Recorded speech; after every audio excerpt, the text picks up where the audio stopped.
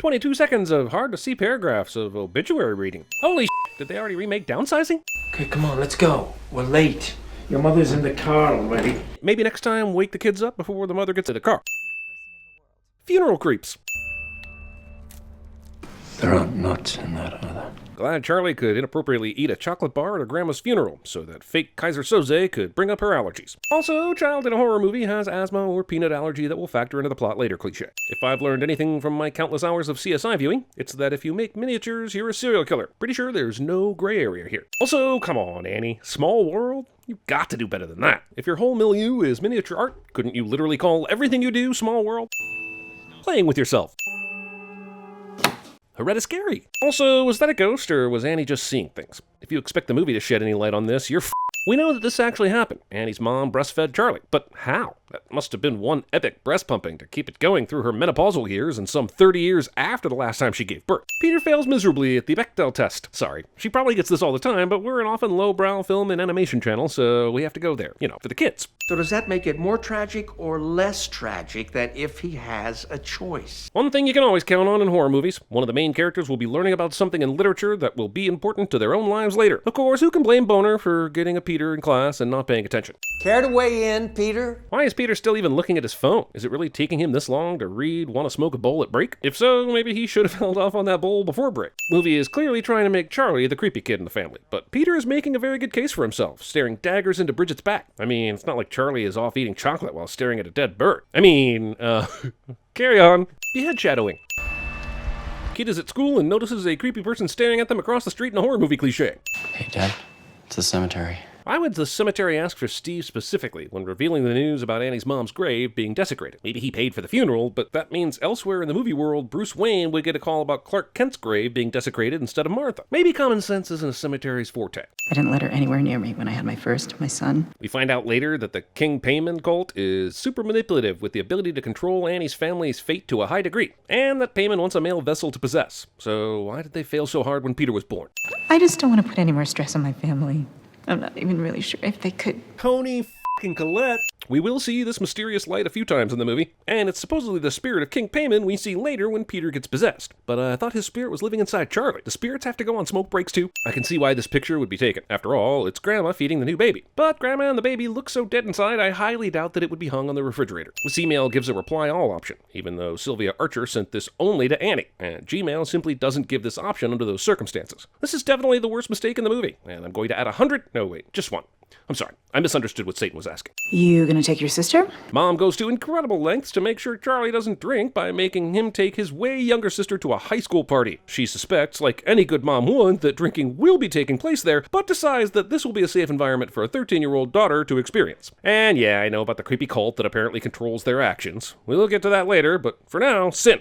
This symbol is everywhere, and it's a neat touch explaining the cultist's reach. But come on. To be able to figure out what Charlie and Peter are going to do at every minute? I'd love to see them plan this out. Seriously, this movie is 67% foreshadowing. Just walk over and stand there and they'll give you peace. I get that Peter wants to go not impress Bridget with more of his not-so-smooth talk, but he couldn't think of anything better to distract Charlie with? Not only does she have the nut allergy to worry about, but this is a f***ing high school party. There could be f***ing pot in that cake, which is exactly why he doesn't want her to go with him to the bedroom. Charlie seems old enough to know to ask whether or not there were nuts in this cake, and since this is pretty much the inciting incident for the rest of the movie, it's sin-worthy. Are you okay? For the record, what happens to this poor girl is absolutely awful, but this is also the ultimate cock block. Nut allergy block? It's hard to breathe.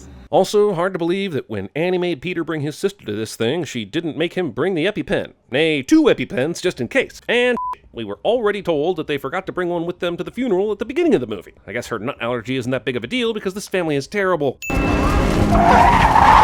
I guess to get this beheading just right so that Peter would swerve to hit the telephone pole, the Payman followers went with the killing of a sacred deer. Even though Peter never answered his mom's phone call during the party, and that she was worried about them, and that going to a party like this would be a big moment in Charlie's life that she'd want to hear about, Annie conveniently, for the movie, stays in the bedroom, so that she can discover the horrific sight of her headless daughter in the morning. Also, I get that Peter is in shock, but he doesn't even try to superglue his sister's head back onto her body? Isn't that what all the kids do in these comedies when they break something priceless at a party? Risky business, anyone? 1.5 minutes of crying. Cemetery has a convenient plot open for dramatic camera movements directly across from the burial taking place on screen.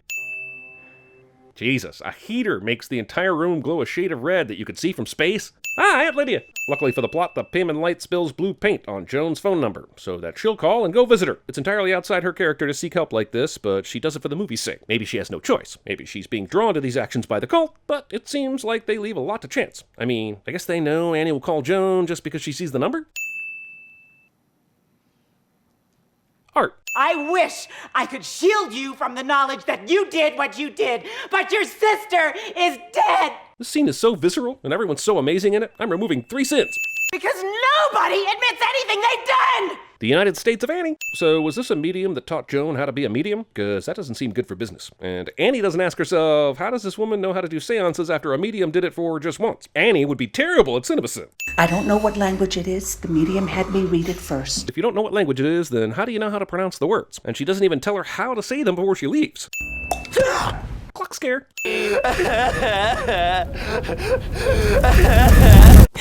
Let it never be said that this movie didn't try to gaslight us. Annie wakes up Steve to do the seance. But why does this have to take place at 1:45 in the morning? The seance portion of the film is yada yada. Annie pulls this off like a seasoned Miss Cleo. I tried this 20 minutes ago and it worked. I would not be bringing you down here if it didn't. We need to do this as a family. This needs all our energies, okay? Together. Except you just said you did it by yourself 20 minutes ago, so why do you need them? I read that earlier. I don't think I need to read that again. Clever. The movie doesn't even make her say the thing that is obviously impossible to say. It's a good way of skirting the issue. What language is even that? I could ask the same thing. So apparently this is the ritual by which the cult gets Payman to leave Charlie and move to Peter. But this opens up way more questions. Like, where did Payman go after Charlie died? If this ritual is to bring Payman into the house, why doesn't it go inside Peter right away? All he needs is the most vulnerable vessel, and we've seen Peter. He's at his lowest right now. When I did this earlier, this manifested on the page. I saw it. Why didn't we see any of what Annie did before she invited the family to try it? Are we supposed to be as skeptical as they are? This is a kind of frustrating part of the movie to sit through, honestly, because there seems to be no point in why they didn't show us her first try. What are you doing? All the performances are very good in this movie, even great at times, but this cry moment is the worst. This movie does plant many clues that foreshadow later events, but none of the writing on the walls is ever explained, like the director just threw them in for sheer creep factor. Since Annie has been spending some of her nights in the treehouse, I'm not sure why Steve has to be couch commando. Also, this is taking nothing away from Toni Collette's performance, but I feel like Gabriel Byrne might be the Tom Cruise from Rain Man in this picture, and is giving a much better performance than he's getting credit for, and that is a sin. So that turned out not to be Charlie's head, but what made the ball fall from the wall. You were pulling on my head! Why does Peter think this when he never saw who was pulling on his head? Sure, there was supposedly a time when Annie nearly set he and Charlie on fire, but that doesn't mean she's the type to pull on someone's head. I love how Annie's first thought is, I tried to burn the book, and now I'm burning because of it, rather than any other reason her sleeve might be burning right now. Sure, she couldn't get the fire out earlier when she was slapping at it, but did she seriously think she'd put out the fire with that weak attempt? Man, Steve is a sound sleeper. Annie might want to check on him after she's done putting the fire out. He might be dead. Oh my god, Joan's involved in this, said no one who has ever seen a movie before. Also, what the f*** is all this? We got a broken pencil, some sticks, a couple animal heads, some bottles with temples from sunglasses attached, a whole bevy of what the f***. Yeah, it's a diorama of what happens at the end of the movie, but lady, buy some Barbie and Ken dolls. What you do with them afterwards is your business. Peter!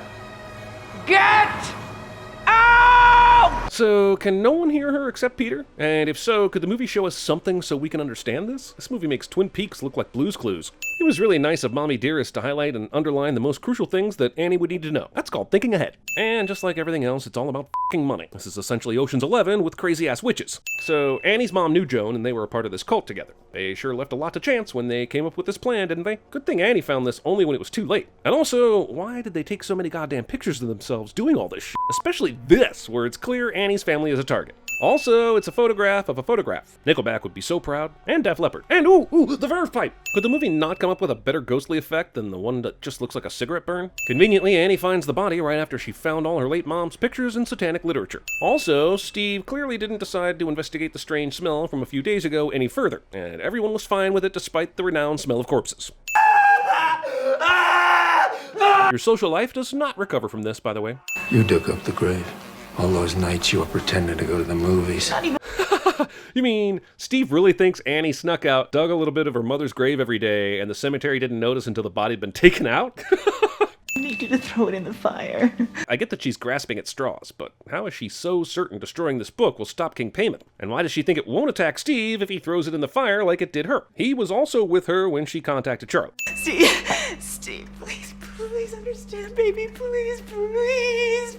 Please throw it in the fire. Even when you're watching a movie like Hereditary, which tries to elevate itself above typical horror movies, scenes like this where the crazy but not crazy but maybe a little crazy person tries to make the other person believe what they believe without any reason or logic can be downright exhausting to watch. Watching Annie plead with her rightfully disbelieving husband becomes a chore. I mean, I've been watching what's happening and I don't even believe her. And I bet we could do a bonus round on how many pleases have been said in this movie, but we'd die. There's already a fire to throw the book into. Pouring gasoline on top of it just seems like overkill. Gabriel Byrne. Also, if she threw it in, why is Steve now on fire? The first time she threw it in, it set her on fire and only started with her sleeve. So why did Steve go all Brad Dourif and spontaneously combust? Wait, is Payman inside her body now? I wish I knew what the light was. If it's actually Payman or Charlie or some other demon, the motherfucker can't make up his mind. Don't mind me, I'm just hanging up here in the corner of your room. I debated on what would be creepier, this or peeing in the middle of your bedroom. I decided on this. What do you think? Why is Peter taking such a long goddamn time to walk down those stairs? Mom? I don't care how up that nose is, he should at least be getting a whiff of the barbecued burn right about now. Spider Annie, does whatever a Spider Annie does. Damn, I haven't seen Gabriel Byrne this charred and toasted since The Usual Suspects. Incorrect flossing methods. Also, how the did she get up here? While I believe that these cultists could set up some spiritual and psychological I do not believe they could make a body transport through the ceiling to set up this scary image. If they can do this, they can literally do anything. Peter survives this? One thing I've learned from these movies is that demonic deities do not like people with clothes on. Also, Peter just realized he walked next door to the set of the next Human Centipede sequel. Hey Jim, heard you were in Hereditary. Who'd you play? Oh, me? I was one of those guys kneeling in the treehouse with my hanging out. It was awesome. Charlie. Why is Joan calling Peter Charlie now? Even if there's an explanation for this, isn't he now King Payman? Why bother with any name other than that one? We've corrected your first female body and give you now this healthy male host. Why did it take 13 fucking years to do this, though? Also, the insane number of things that had to go right for these King Payman followers to get Peter to be the host is impossible. Maybe every step of this plan was manipulated in some way so that they would succeed, but think about what they had to do. They had to somehow make sure Peter brought Charlie to the party. She'd eat a piece of cake with nuts in it, have an allergic reaction, have Peter speed towards a hospital and run his sister's head into a pole while Charlie stuck her head out to breathe, have Annie run into Joan at a support group, have Annie call Joan when paint spilled on her phone number, believe Joan when she said she could talk to spirits, have Annie freak out about a book of drawings, have her convince the book absolutely needed to be burned, and trick her into trying again, only to burn Steve instead, make Peter investigate downstairs and run to the attic, eventually throwing himself out the window, and finally make him weak enough that Payman could finally possess his body. And I don't even think I've gotten all the stuff even with that long-ass rant. You might say, well, the cult would have found another way if this wasn't the one, and I say, good! Maybe it won't take so long next time. And baldness is hereditary. It is.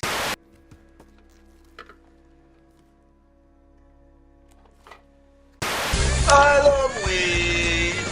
No, don't give a second thought as to who's going to pay the mortgage. We'll just leave it all up to Carolyn. You mean you're going to take care of everything now, Carolyn? Yes, I don't mind. I really don't. I can't feel my legs. Crazy. I like the Wizard of Oz. This is cancer, right? I drive a Dodge Stratus. You're gonna love my nuts. Peter! Get out! Too bad we can't stay, baby.